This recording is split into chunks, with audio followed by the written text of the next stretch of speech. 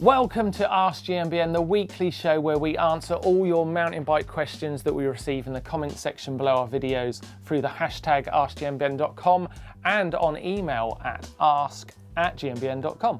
So let's get into it with this week's first question from Domicias Vinicius, who says, I'm planning to buy a new bike, which is great news. Should I buy a hardtail or a full sus? I like going off-road and downhill, but I'm not an extremal. I guess by extremal you mean you don't go too crazy. I would suggest buying the best bike you can afford in your budget. But your next question does go on to say that you'd like to fit a dual crown fork, which makes me think that you are looking at some more extreme riding, some jumps and maybe some tougher trails. So maybe go with the most cost-effective choice you've got in the full sus range, because you can have a lot of fun out of that bike and lots of range of what you can try. So that'll be my suggestion. Hope it helps and look forward to hearing what you get. Next question is from Andrew Cook. Do you guys have any tips on reducing wind noise on POV videos? Well, one thing you can do is think about where you're positioning the camera, because if you put the camera on top of your helmet, it's going to be very exposed and you get lots of wind noise. Whereas if you put the camera on your chest mount, it's going to be in your riding cockpit and a little bit more protected. Your other option would be to fit an external mic that you could put a windsock on and protect that. So those are your options really. Wind noise can be a tricky one to get away with, especially if you're going very, very quick. Which is what we want to see. Other thing you could possibly do is not worry about that audio too much and put a great soundtrack over your video once you've taken it through the edit suite. So if you do that, make sure you send us the video so we can take a look. Jude Hatton Holland says, hi guys, are there any mountain bikers on Strava? Well, yes, there is. And your question is followed up for us in the comment section by SGMTB, who says, apparently they are, but I can't understand how. Well, why don't we take a look at our 5 ways to find new mountain bike trails video that Mark and Neil did a few months back, where they took a look at Strava and how you can use it. Apps like Strava and Garmin Connect are route mapping tools that people use to map exactly where they've been riding. So you can use those to actually have a look, search the areas you want to ride, and the busiest segments are often the best riding spots. Next question coming in from Flynn Watson says, hi guys, how do I set up my enduro bike for an urban downhill? Now, what I want to say here is there's a common mistake to think about how you're setting up a bike for a different type of race. What you should be thinking about is how you're setting up your bike for each individual day you're riding. So an urban downhill won't necessarily have a different setup to an enduro, because what are you basing enduro on? Basically, that could be any terrain of any kind. So the best thing you can do when you're going to a race is look at the course, think about those obstacles that you're hitting and how they relate to what you ride usually.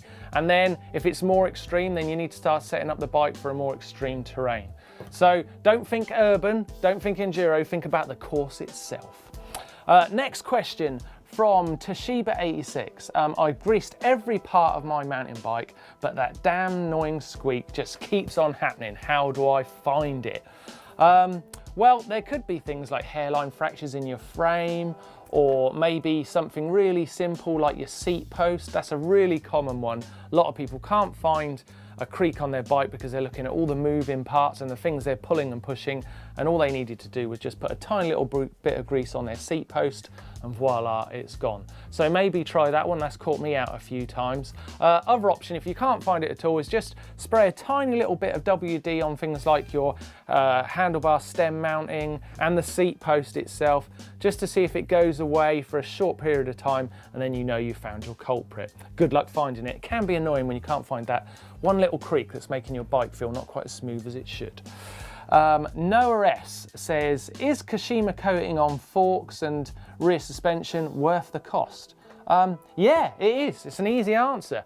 It makes your shock much more fluid, and it also looks really great. I love a Kashima coating on a fork and a shock, so I would always say it's worth the cost. Jojo La Pompa says, can you damage your fork if you bottom out too often? I ride an XC bike with 80mm of travel with correct sag adjustment, but the terrain here in the southeast of France can be a bit rocky. Well, yeah, obviously if you're bottoming out like all the time, it is going to have more wear and tear on your fork than normal. But forks are designed to be very robust these days, so maybe try putting a little bit more air into your fork and seeing if that affects it, and maybe you just need to start looking at longer travel bikes. You might just be going a bit too extreme for that travel distance. Could be it, could be too good. Tyler Evans, can you guys make a video on how to make a rear mudguard? Well, I'm sure we can. This one sounds like a mechanical video for Scotty, so it's a great suggestion. Let's just take a look at his skills on how he made a mudguard recently in the workshop and see if we can put him to the test with your new idea for a rear one. Now, you guys will all know from watching the videos on GMBN, we absolutely love a hack, and nothing beats a free one. And in this video, we're going to show you how to make a mudguard. This template that I'm drawing out will be in the description down below, and all you're going to need for it is a 2-litre bottle. Great questions this week. Next one is from Aidan Thomas. Why do you guys wear baggies? I've worn spandex and baggies, and spandex is more comfy. Okay, by spandex, I guess you mean Lycra XC. Well, you'd be wearing XC because you want to go fast, it's lightweight, streamlined. You'll be wearing baggies because you want to get pads underneath, you want to have a bit more freedom in your movement because you're doing maybe more enduro riding. I like baggies because I think they look cool. I know that Blake has just bought some Lycra because he's going to be doing some road riding and he can't wait to put it on. So at the end of the day, you've answered the question because you're most comfy in Lycra. So whatever works for you. But I'm a baggies man, got to be honest. Although there is a video out there with me wearing some Lycra, I believe. But anyway, next video question is from Daniel Gregerson, who says, is changing the head tube angle from 68 to 66 just enough or too little? Well, it's a really hard question to answer because I don't know what bike you're talking about. Let's say that you're thinking about riding a slightly more relaxed head angle because you want to ride trails with a more modern geometry. What I can tell you is going from 68 to 66, you're going to notice a big difference, whatever you're using it for, or if you're looking between two different bikes with that much difference. It doesn't sound a lot, but the bike will perform in corners really, really differently, and definitely take the terrain on in a different way with just that small adjustment in the head angle. So try the two bikes that you're thinking about, or if you've got a bike that's got a headset that is adjustable and you can try different angles, then play with it because you are going to notice a big difference, even on just 2 degrees. James Walters is asking, have you heard of riders using different wheel sizes on the same bike? Could you explore this idea? I haven't heard of any riders using different wheel sizes front and back on a bike that hasn't been designed for it. Back in the day, there was a Specialized free ride bike that did have a 24-inch rear wheel and a 26-inch front wheel. I know that Specialized dropped that idea, so I don't know if that's because it didn't work or it didn't look cool or people didn't really buy into the idea, but haven't heard of any top pros or anything experiment with different wheel sizes on the same bikes. Interesting, and maybe it's something we should look at. Could be a bit of fun, especially playing with 27.5 and 29s. So yes, nice idea. Ollie Hall BMX, how do you become a pro and get sponsored for mountain biking? Well, it's a question we get asked a lot, and this is a great opportunity to throw to a video where we did an Ask the Pros, how do you get sponsored? So let's take a look. It wasn't in my plan to become a pro, to ride as a job, but just help me to find a way to ride for cheaper, and then for free, and then for money, so step by step. Right, quick fire round. Time to get helmeted up because this bit can be dangerous. Okay, first question is Thomas Quisto says, when is Neil going to drop his own edit, like a Ride Your Fat Bike film? That's a great idea, soon I hope. Cecia says, are you going to Saalbach this year and are you going to visit the nearby glacier of Kirchenhorn? Mike, are we going to Saalbach? Yes, we are. Yes, we are. Spider Kid 200, what is the hardest trick that you guys can do? And this question is for Blake. He's specifying, right, Blake's best trick is probably a flip whip, back flip with a tail whip in it. He's pretty good at those. Zygmunt Martian says, is a fat bike considered a mountain bike? Yes, that is a rude question, Sigmund. I can't believe you've asked it. Breno Ferreira says, can you guys make a video of fails and bells only with you in it? Yes, we fall off a lot. We could do that easily. The Bike Show says, what happened to all of Scotty's bikes? Well, Presenters Bikes, we're lucky to be supported by some great brand partners. They like to keep us up to date on the new models. When we finished with the bikes, they go back to them. So we get to ride some great bikes thanks to the brands that support us. Mike Jeskin says, is it okay to have my seat in the middle position so it isn't impossible to pedal uphill and I have it out of the way on the descents? Yes, it's okay, but what I would say to you is drop a post. Try it, it will change your life. Jeffrey Irvin, what shoes does Neil have and how much do they cost? I've never bought Neil any shoes, but I do know that he's just got a new pair of Northwaves, which he loves. So I think it might be those you're talking about. Northwaves, check them out. Joshua Fresnoza says, what are the pros and cons of 29ers? Man, Joshua, that is not a quick fire question.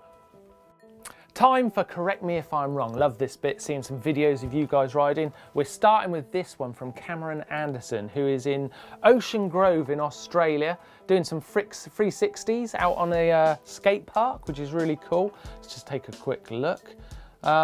He's asking, this is his first 360, and what is he doing wrong? Well, he's coming into it lovely. He's got great spin. It all looks good. He's gonna get 360. Oh, 270.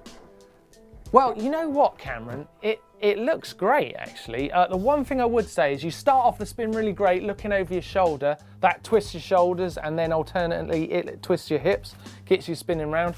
But once you've started the spin, you stop looking and you start looking to where you've come from. And what you need to do is spot your landing. That'll give you a little bit more spin. It will keep you spinning round and you'll ride out of it. The landing point's great. You don't necessarily need any more, but you probably will get a bit more if you keep that look going to where you want to go.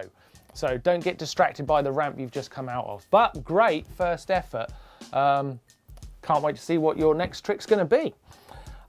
Next video from Correct Me If I'm Wrong is from Mason Gallagher, and all he wants is more air. Right, let's take a look at what he's got. Well, he's coming in. Oh, he's got a GMBN shirt on. Everything's right. You're getting good air. You're getting good air. But if you want more air, then you know what you need to work on is the jump itself, not your jumping technique, the actual dirt that you're building. So take a look at the ramp. The one that you've got is a really short, more of a kicker ramp. You're gonna get a nice bit of height like you're getting and a little bit of distance. But if you really bring that ramp up into a much bigger size thing, you're at about 2 foot there. If you wanna go up to something like 4 feet and beyond, big long takeoff, you're gonna get lots of air. Obviously, you need a landing ramp that suits the takeoff.